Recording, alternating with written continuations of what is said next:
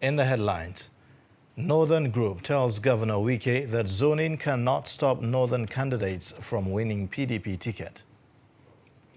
Bandits abduct scores in Jere, Safe kill commissioner's son. Business owners in Anambra defy Soludo's directive on sit-at-home suspension. And on the foreign scene, UN rights chief and EU urge investigation into alleged massacre of civilians by Russian forces. Hello and welcome to Trust News Update. I am Ayuba Ilya. Thank you for joining.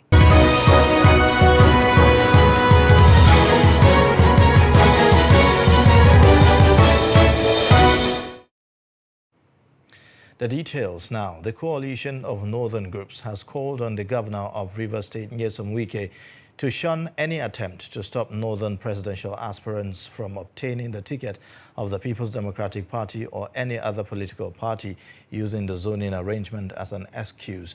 The spokesman of the group, Abdulaziz Suleiman, while addressing a press conference in Abuja, said that such stand by Wike was unacceptable as it goes contrary to the tenets of expression of basic human rights. Suleiman, however, assured that such disposition will not deter the North from fielding candidates in the 2023 presidential election. It is on record that the ambiguous zoning arrangement sought to be enforced by the likes of Wike and other cohorts like Autumn to defraud the North out of the 2023 presidency has, apart from being undemocratic in concept, also long been jettisoned by the same people seeking to revive it today. The recent display of motor park politics has only betrayed the long insinuation that Wike's brand of politics is more or less in the model of touts and street thugs. No amount of blackmail, intimidation, brigandage, gangsterism or rascality by Wike or any other person or group from whichever section of the country and in whichever party can stop the North from fielding and backing candidates for the presidency. Chief Whip of the Senate, Orji Uzor Kalu, has called on the All Progressives Congress National Working Committee to reveal the zoning formula of the party ahead of the 2023 primary elections. He also restated that he will only run for the office of the president if the APC zones it to the southeast. Kalu, in a statement issued in Abuja, said making public APC zoning formula has become necessary as it will help to direct aspirants on the right path to follow in accordance with the demands of the party. The former Abia State Governor noted that the pattern used in conducting the last APC convention was commendable and should be emulated in future contests in the party. On the unity of the country, Kalu encouraged Nigerians to do away with tribalism and all factors that prevent the achievement of national unity in the country. Participants at a one-day stakeholders forum in Zamfara State are concerned that the commercialization of Nigeria's politics is scheming out youth who have the capacity to contest due to lack of financial muscles to slug it out with old politicians. To this end, they have advised youths to embrace mentorship and look up to politicians who are prudent in managing public financial resources for the benefit of the citizens to enable them climb the political ladder. The report. Youths are believed to be leaders of tomorrow and vanguard of change, hence the need for them to be mentored and trained to acquire leadership skills.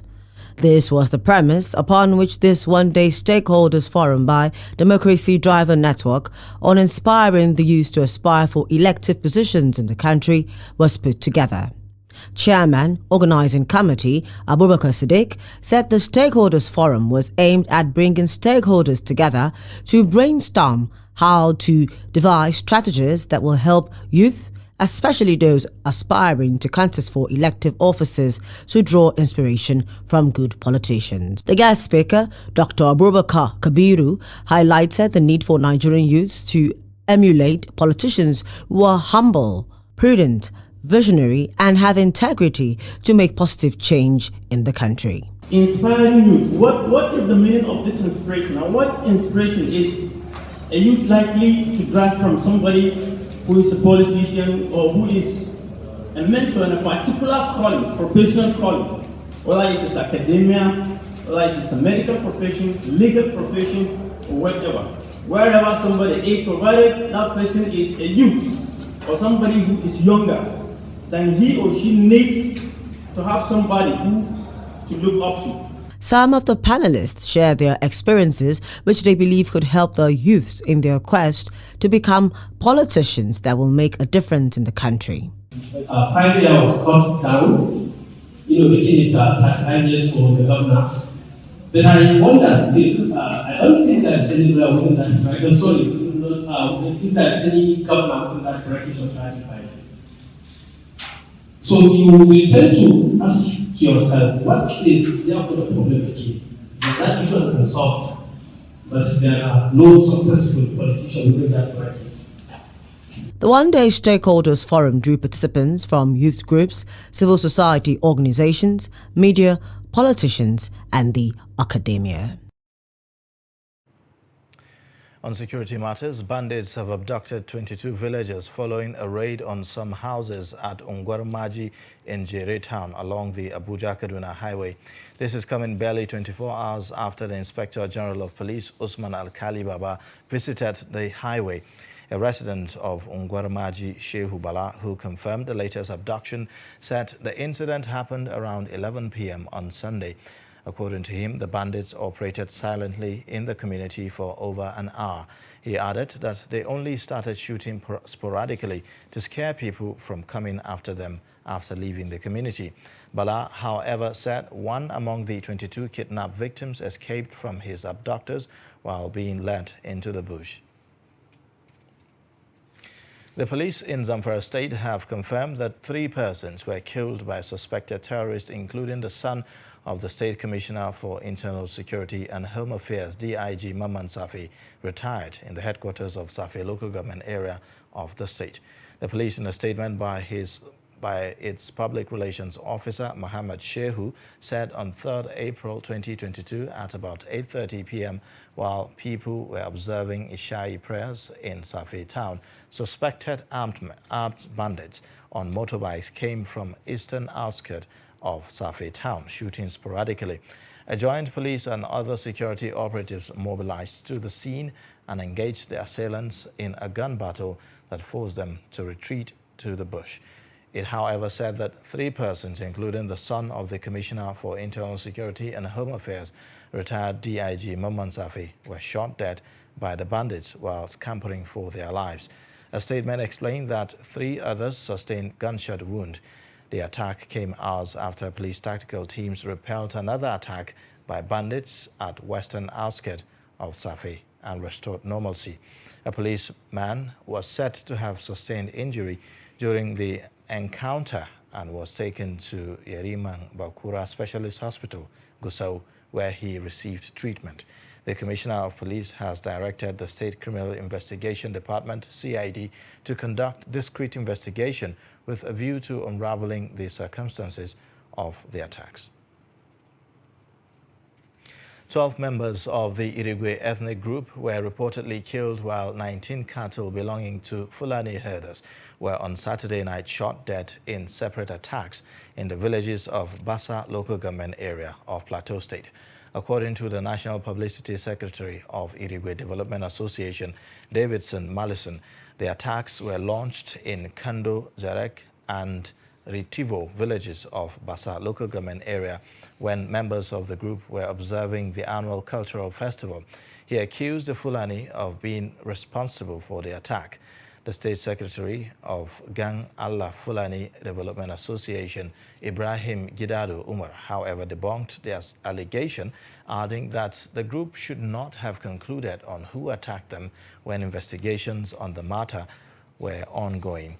He condemned the attack and called for a quick investigation. The Nigerian Railway Corporation has said that 200 passengers who boarded the AK9 Abuja-Kaduna train that was attacked by terrorists on Monday, March 28, 2022, are currently safe in their various homes. It, however, stated that the number of missing passengers had increased to 22, while the phone numbers of 145 others were either switched off, not responding, or unanswered when called. NRC's Managing Director, Fided Okiria, who disclosed this in a statement issued on Sunday night, also stated that 2 coaches of the bombed train had been moved to the Rigasa station. The NRC boss added that the more concrete sleepers were moved to the site, while some section of the twisted tracks has been straightened. He said that the NRC would continue to update the public on developments to prevent misleading information and falsehood. The Arewa Consultative Forum on Monday in Kaduna cautioned the President Muhammadu Buhari-led federal government against the plan by the Kaduna State Governor, Malam Nasir El-Rufai, after meeting with President Muhammadu Buhari at the villa last week.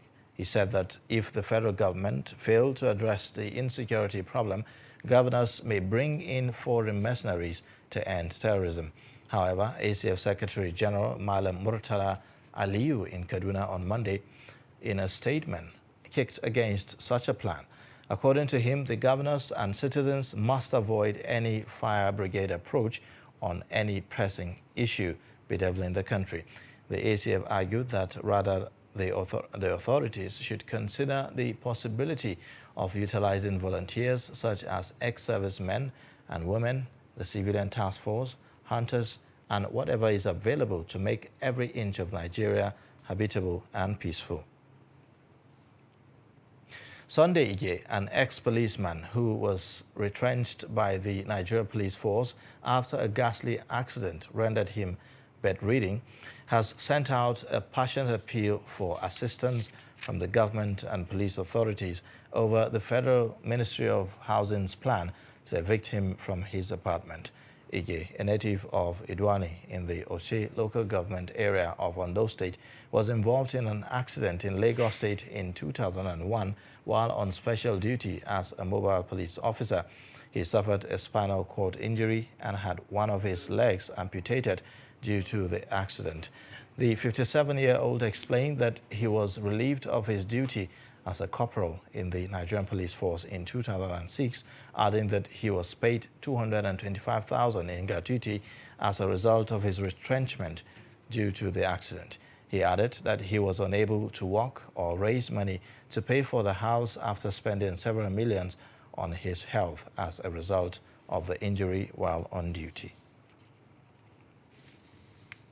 Residents in Anambra State refused to heed the state government's directive to go about their business against the indigenous people of Biafra's sit-at-home order. Checks around the state revealed that most government offices, schools, and markets were locked. This is coming despite the state government's call that residents and workers defy the sit-at-home. Respondents who spoke said that the order has put fear in residents who are concerned about their safety, while business owners are careful not to suffer loss.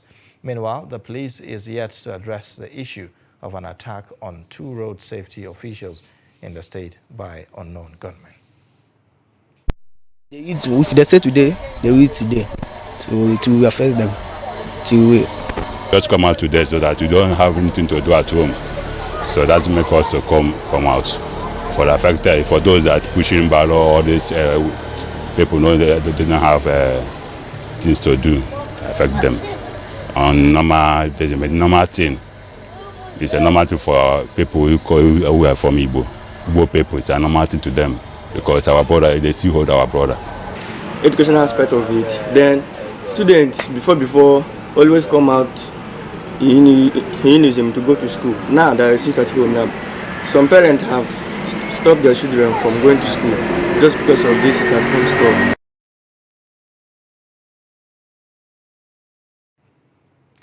The governor of Anambra State, Charles Soludo, has confirmed that his administration is offering amnesty to agitators in the state. Soludo, who stated this on Sunday, said southeast states, including Anambra, have witnessed a spate of violent attacks in the recent times, with security operatives bearing the major brunt of the onslaught. This is amid a weekly sit-at-home order on Monday, despite being suspended by the indigenous people of Biafra. Soludo said within the agitation movement, they have to agree that there are now factions. Katsina State Area Command of the Nigeria Customs Service has intercepted contrabands valued at over 42 million naira from 30th of January to date. The controller of the command, DC Dalha Wada Shedi, said the items intercepted are 432 bags of foreign rice, 309 cartons of spaghetti, and 400 bags of tiger nuts. Abdullahi Yamadi reports. Others are several jerrycans of petrol, vegetable oil, cartons of milk, and macaroni. Here before us, we have, as you can see here, the animal drugs. Clearly, 103 cartons of the Lobi 5%, 144 cartons of Talosin 600 mg, 6 cartons of the Limoti, with a total of 203 cartons of veterinary medicaments. The total duty value of the items intercepted is over 31 million naira. The command has also in its custody some vehicles smuggled into the country. They have a total paid value of over 10 million naira. One used dump truck with a duty paid value of 6,750,000. Have a Toyota Sienna Space Wagon with a duty paid value of 2,025,000 naira. One used for transit bus with a duty paid value of 1,485,000 naira. The controller noted that the total paid value of all the items and vehicles apprehended is about 43 million naira. Abdullahi Ismayamadi, Trust Television News, Katsina. You're watching Trust News Update. Coming up shortly. Ritualist on the prowl in Gombe. Stay with us for more details.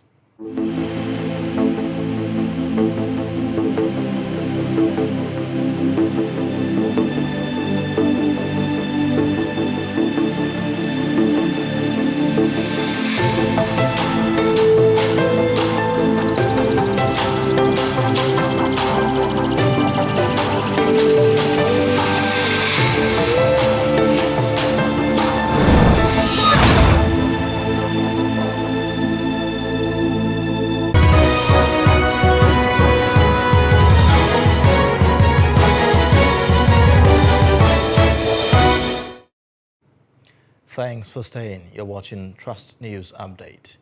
Now, here's a look at the top stories again. Northern Group tells Governor Wike that zoning cannot stop Northern candidates from winning PDP ticket. Plus, bandits abduct scores in Niger, Safi kill commissioner's son. Elsewhere, the Academic Staff Union of Universities, ASU, has said it will soon reveal the identity of the politicians behind the controversial Integrated Payroll and Personnel Information System, IPPIS. According to ASU, this is to address the unpleasant experiences faced by university system and other ministries, departments and agencies was unbearable. Speaking Monday at the University of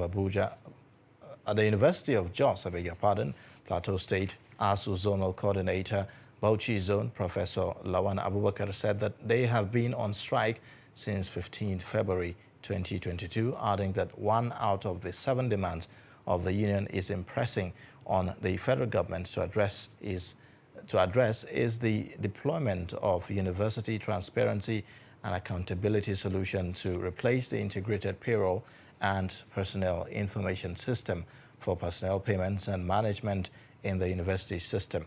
This, he said, is because UTAS was developed to address the peculiarities of the university system, which the IPPIS does not. And its parastatal leader should be patriotic and ethical in his conduct by adhering to the report on UTAS integrity test in the interest of ending the current strife.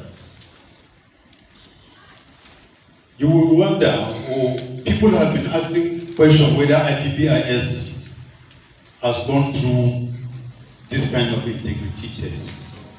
Of course, there was nothing like that. So if NIDA and its parent ministry fail to hit with this goal, I think we will be left with no option than to expose to the whole world the great politicians that own IPPIS, who are feeding fat on IPPIS. Gombe State government has launched a mobile application for the Gombe State Contributory Healthcare Management Agency, Go Health. The mobile application serves as a platform for the enrollment of people, especially those in the informal sector, to achieve universal health coverage in the state. Ibrahim Ismail has more. The Gombe State Contributory Healthcare Management Agency, Go Health, is responsible for coordination of a health insurance scheme in the state for civil servants and people from the informal sector. In the scheme, an individual is expected to pay 12,000 naira per annum to enroll in the scheme. Gombe State government said the Go Health mobile application will speed up registration. It is in this regard that we develop a robust and functional ICT ecosystem for Go Health ICT framework and blueprint, which will enable Gombe State to leverage current and future ICT investments in order to build an integrated health information infrastructure and greatly contribute to universal healthcare coverage. From the demonstration of the Go Health mobile app we just witnessed, it is clear that the app is user-friendly, safe, and secure. The Executive Secretary, National Health Insurance Scheme, speaks on the implementation procedure of the program. The sick person would have benefited from the healthcare, and the healthcare facility would have benefited from the fund that is meant for. So that fund can be retained and be used in upgrading the healthcare facilities. This is one of the funding that is coming to the healthcare facilities. The fund from the National Primary Healthcare Development Agencies is going directly into the primary healthcare facilities. So far, 60,000 state civil servants and their dependents have been enrolled as at October 2021. From Gombe, Ibrahim Ismail reporting for Trust TV. Still from Gombe State, the command of the Nigerian police has arrested 3 suspects with a human head. The human head it was gathered was from an exhumed body from a cemetery in our village. Ibrahim Ismail again reports. This is the human head recovered from the suspect by the Nigeria police on the 30th of March 2022. The suspect allegedly dug a fresh grave and cut off the head of a deceased male 2 days after it was buried. The suspects include Yale Saleh, 27, Baba Muhammadu, 24, and Aminu Saleh, 22, all from Dinawa village in Kwame local government area of Gombe State. One of the suspects confessed to the crime. We were arrested for cutting off a human head in Dinawa around 1:30 a.m. One of us has a link to the person that gives the contract. He is in Kwame. He promised to pay us, but did not talk about the price. There were guards at the cemetery, but we haven't met.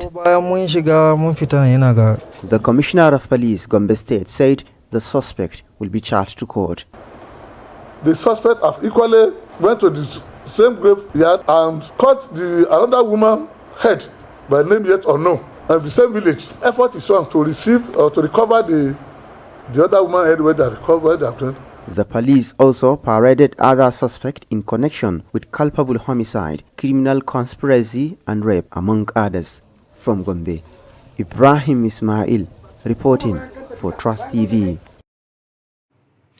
The federal government has again inspected the ongoing construction works at the second Niger bridge in a bid to ensure all is in place for the set deadline for completion and inauguration.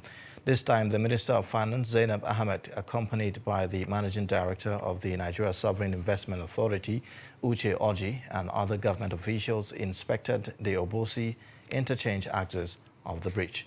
They disclosed that with the bridge already at 91% completion and overall infrastructure at 84% completion, the inspection became necessary to ascertain if monies disbursed have been judiciously used.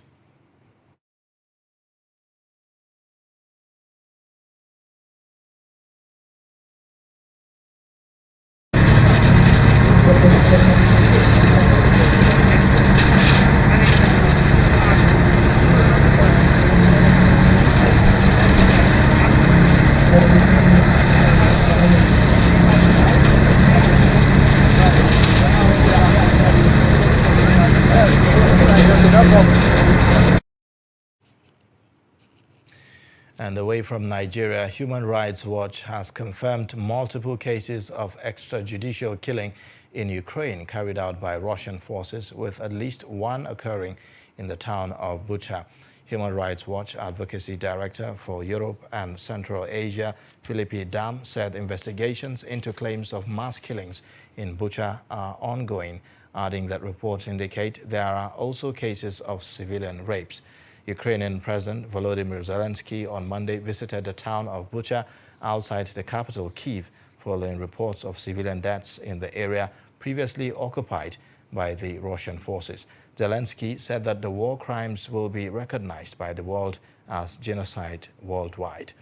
Meanwhile, French President Emmanuel Macron calls for new sanctions on Russia over its alleged killing of civilians in Ukraine. And in sports news, the Association of Former Female Athletes in Nigeria has unveiled the first netball court to develop the sport from the grassroots. The unveiling ceremony was held at the Old Parade Ground in Abuja. The unveiling ceremony was tagged AFAN Revamp Netball. The president of the association, Esther Aluko, told newsmen that the aim of the association was to revive the sport in the country. According to her, the mission of the association is to develop the sport in all the 6 geopolitical zones to make the game popular in every state. Aluko, who is also the secretary of Nigeria Netball Federation, said the association will provide equipment in zonal areas to develop the sport. AFAN also donated netball equipment, including netballs, balls, rims, nets, and training beeps to all the 6 geopolitical zones in the country. School, and I played netball in the 70s in the secondary schools. We don't have the courts, and basketball took over even the few existing netball courts. So we don't want that to repeat itself this time around, and that is why we want permanent netball courts. We have spoken to the officials of FCTs, secondary school boards, and they have assured us they will give us 3 schools per each Abuja council area. And that wraps up Trust News Update at this hour. Connect with us via our social media platforms and also subscribe to our YouTube channel to watch us live. I am Ayuba Ilya. Thank you for watching.